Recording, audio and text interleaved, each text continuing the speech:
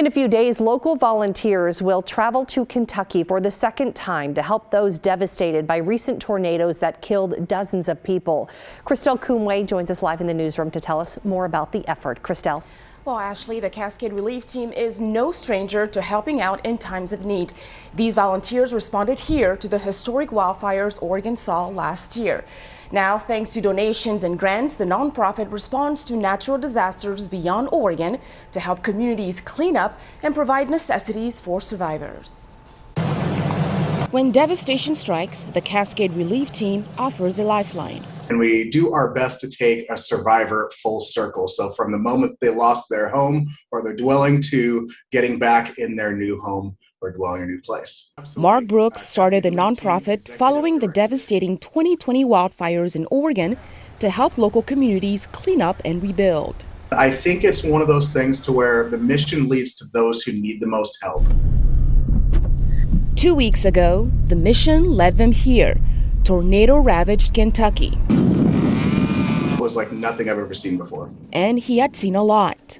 Different damages out here, from flooding to ice storms to fires, and this is entirely different. Massive tornadoes ripped through Kentucky earlier this month. At least 70 people were killed. Some towns were completely flattened.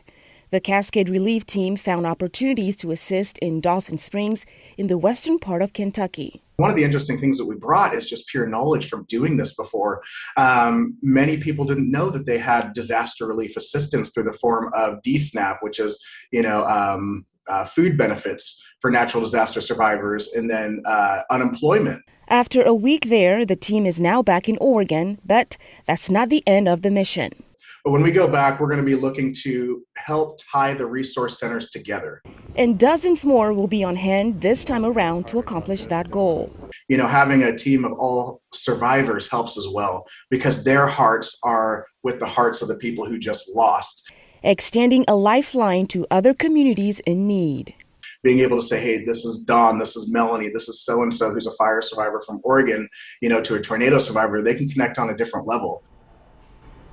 Brooks says 20 to 25 volunteers from Oregon will head to Kentucky next week to provide more assistance for about 2 weeks. They will also be setting up a Kentucky division of the nonprofit to continue their work there on the ground. Ashley? Yeah, that's an important mission. Christelle, thank you.